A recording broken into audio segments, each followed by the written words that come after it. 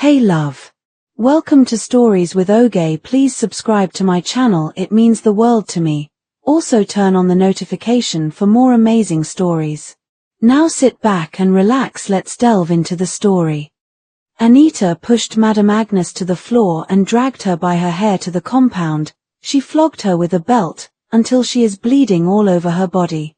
Just then, Jeremy came home. What's going on here? Seeing his mother on the floor soaked with dirty water and bloodstains all over her body, he got furious and thundered, I said, what is going on here?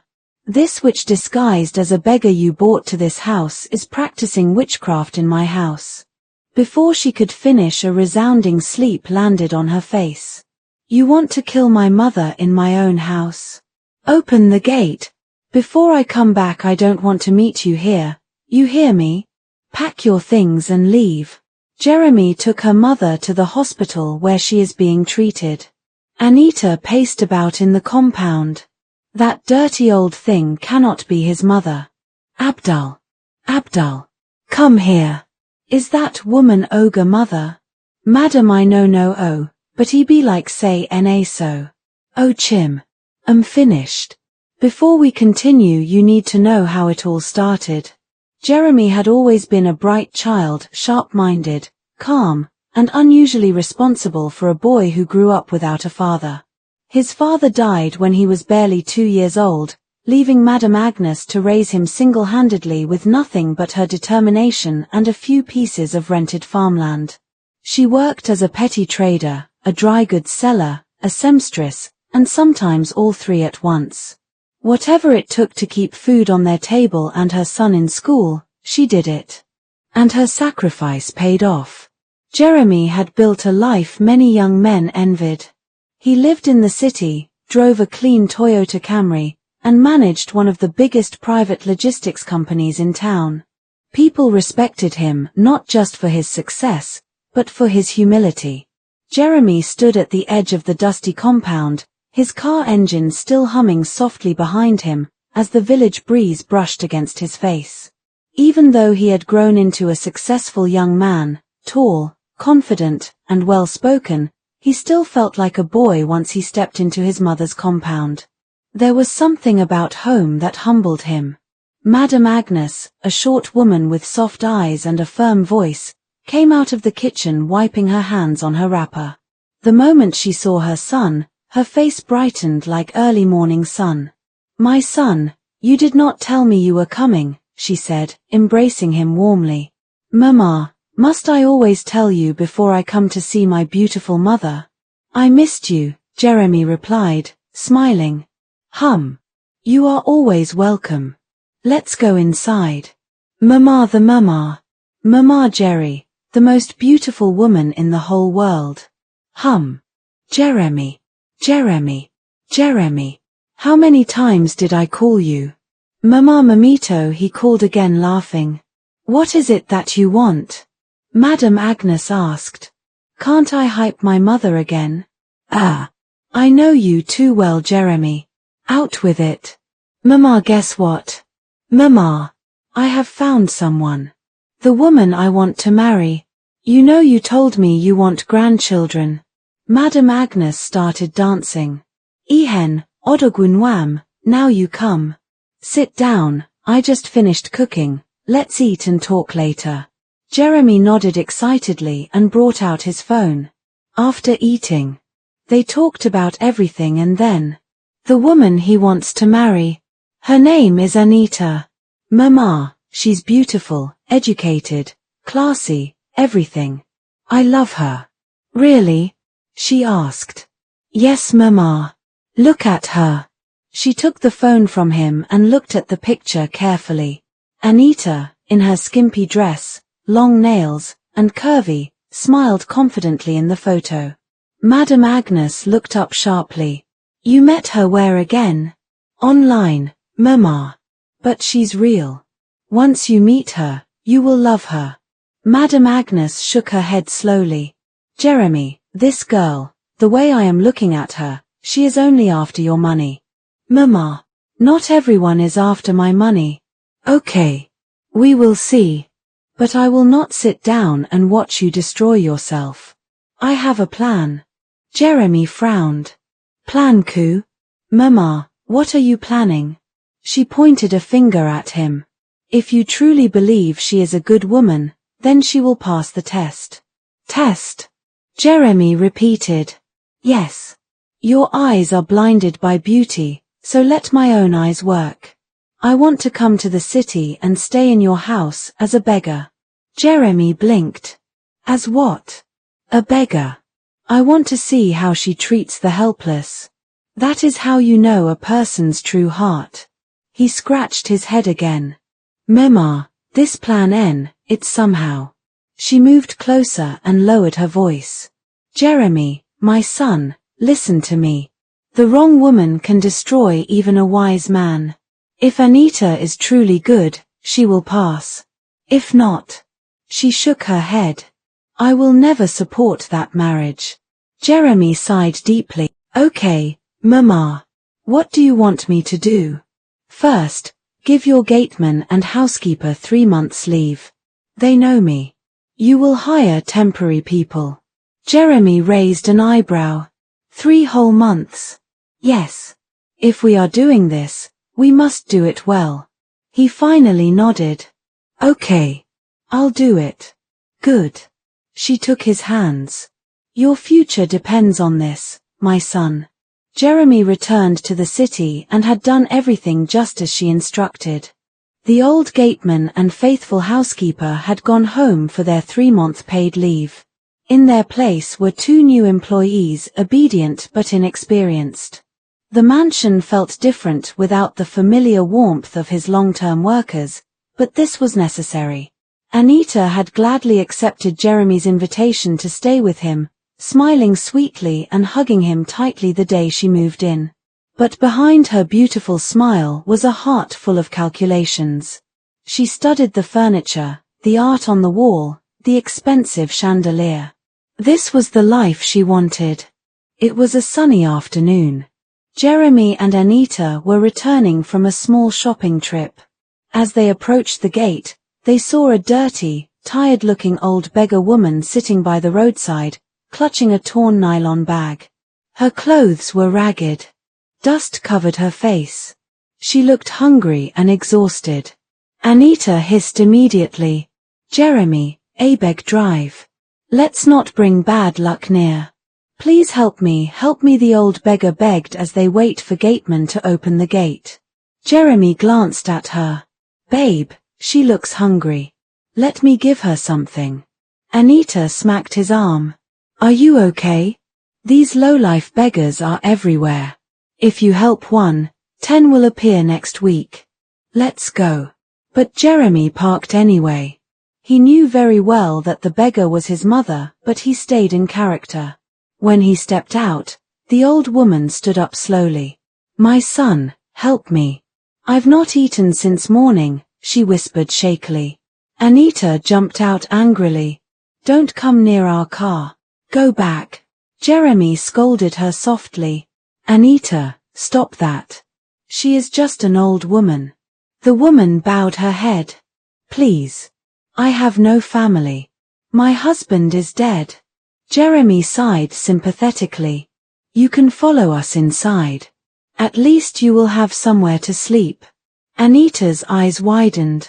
What?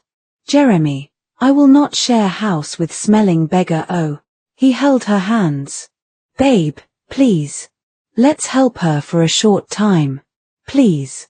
She reluctantly agreed, but her angry face said otherwise.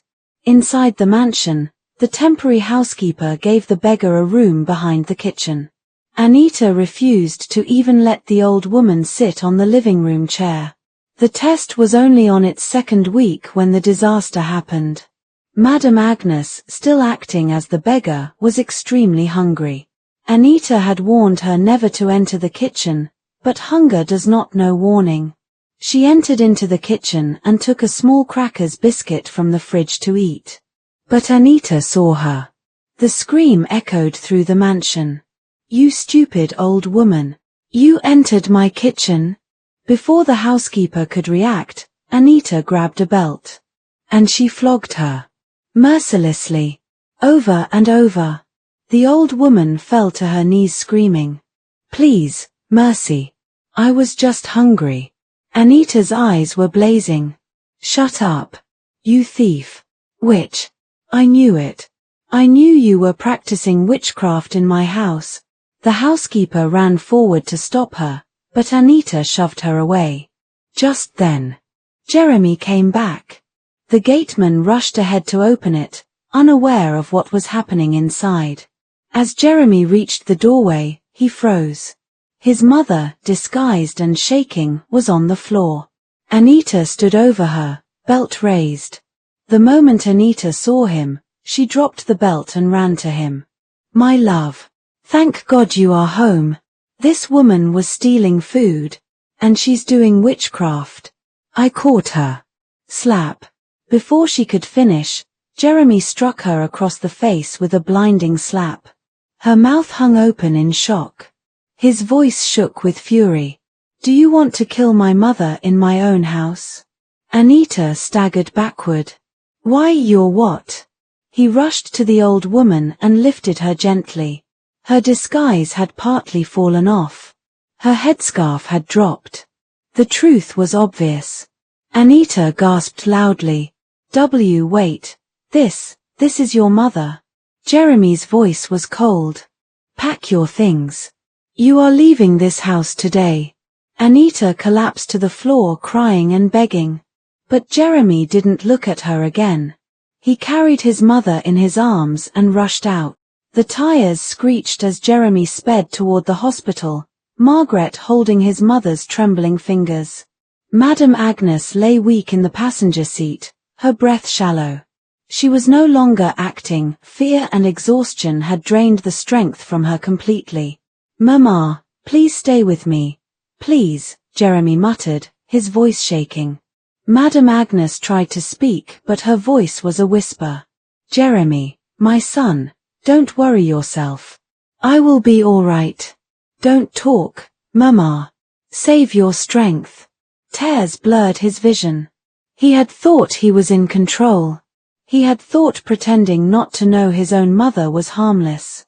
But seeing Anita flog her with a belt, seeing her scream for mercy, had broken something inside him. They arrived at Mercy General Hospital. Nurses rushed them into the emergency room. The doctor, a calm middle-aged man with grey hair, examined Madame Agnes carefully. Jeremy grabbed the doctor's arm.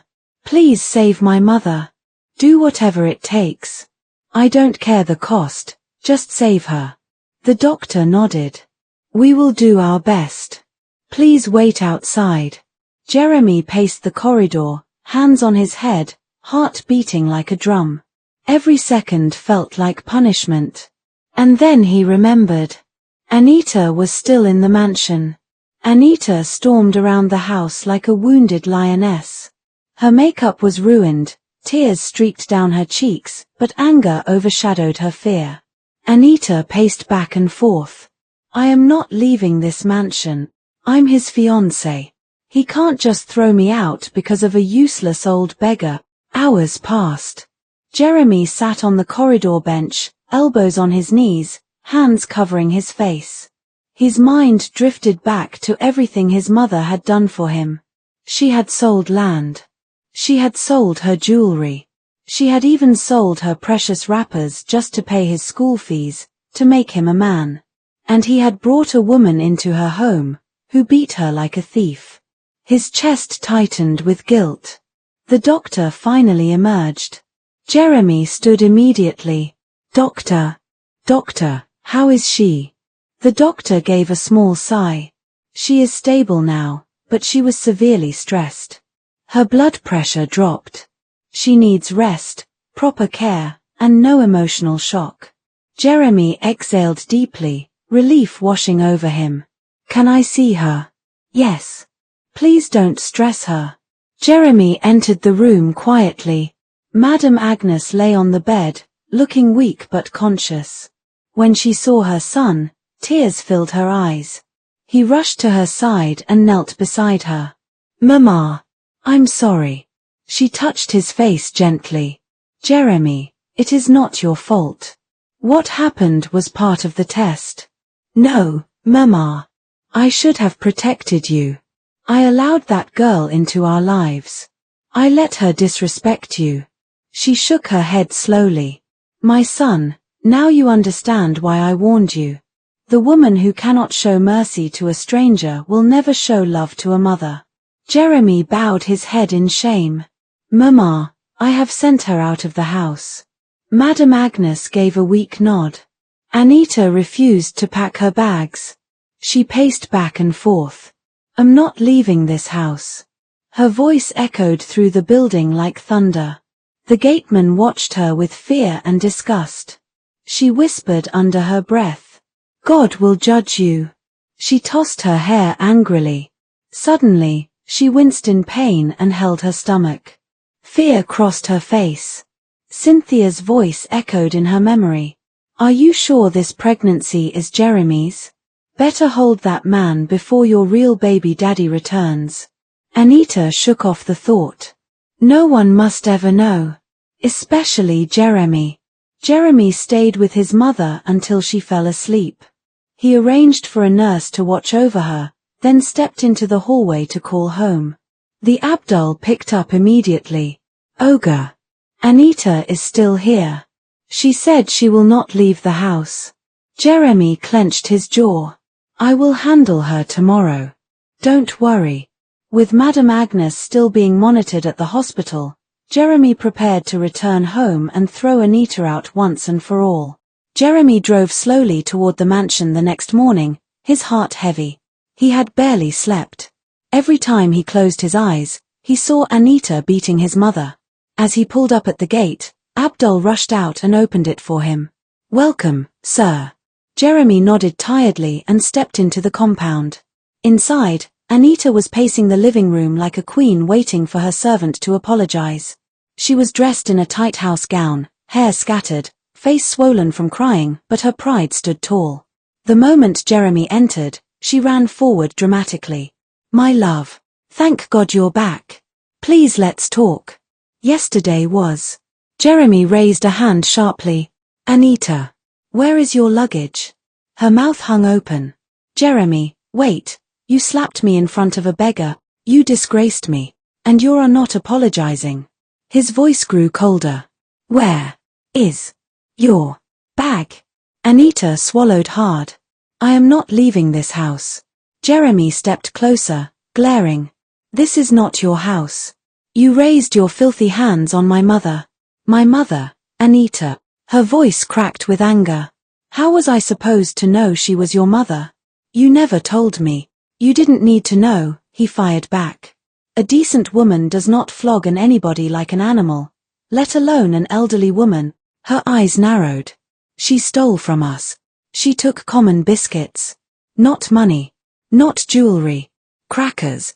Jeremy shouted. Anita crossed her arms stubbornly. I am not moving an inch. Abdul. Come and take her out of here. Before the girl could move, Anita grabbed a flower vase and smashed it on the floor. Don't come near me. Jeremy inhaled deeply. He didn't want to drag her out like a criminal, but he would if he had to. Then, her friend Cynthia walked in. She wasn't smiling. Anita, let's go. Let's not disgrace ourselves further. But Anita pulled her closer. Cynthia, tell him why I had to beat that woman. Tell him what I went through the moment she entered this house. Cynthia looked away. She didn't believe Anita's story. None of it made sense. Anita, she whispered, let's leave. But Anita wasn't listening anymore. Her fear of losing Jeremy and the luxury that came with him was controlling her thoughts. Jeremy turned and walked toward the stairs. You have 10 minutes to leave this house. She screamed behind him. Jeremy, don't walk away from me. I am the woman carrying your child. He stopped. The housekeeper gasped. The gateman froze. Jeremy turned slowly. What did you say? Anita placed her hand on her stomach dramatically. I said I'm pregnant for you. But Jeremy's eyes didn't soften. Because he knew something she didn't. He had not touched her in over 3 months. Jeremy walked down the stairs calmly. Anita, you're lying. Her voice trembled. I'm not lying. I'm carrying your baby. Jeremy shook his head.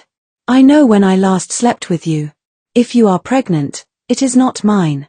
He pointed to the door. Get out. Anita sobbed uncontrollably as Cynthia helped her to her feet. They walked toward the door, but Anita kept looking back. Jeremy, please, don't do this to me. He didn't even blink. They left the mansion. The gate slammed shut. Jeremy exhaled deeply like he had been suffocating for months. Anita stayed at Cynthia's small apartment for 2 days. She barely ate. She barely slept. Her life had crumbled. She tried calling Jeremy. Blocked. She went back to the mansion. The gateman refused to let her in. She even knelt outside the gate crying. Jeremy didn't come out. Cynthia grew frustrated. Anita, stop embarrassing yourself. But Anita shook her head. I must marry Jeremy. I must. I didn't suffer for nothing. Cynthia stared at her. Why don't you go back to the taxi driver? At least he loved you. Anita wiped her tears. I don't want him. I want Jeremy. But without any other choice. They returned to the taxi driver's compound only to learn the worst news. He had relocated abroad. He left a week earlier. And he didn't tell her. Anita's legs almost gave way. No, no, no, she sobbed. The only 2 men she thought she could control. One was gone forever. The other had finally seen her true colors. She looked at Cynthia with swollen eyes. I must get Jeremy back. No matter what it takes. If love won't bring him back, something else will. Cynthia said. The following day, Anita and Cynthia took a bike to an isolated shrine near the outskirts of town. The native doctor welcomed her with a smirk. What do you seek in the great shrine of Ikuku? Say it. Anita bowed her head. My boyfriend chased me out of his house. I want him under my finger, tied to me. Forever. The native doctor grinned slowly. Thanks for watching. Please subscribe, comment, like and share. See you in the next episode.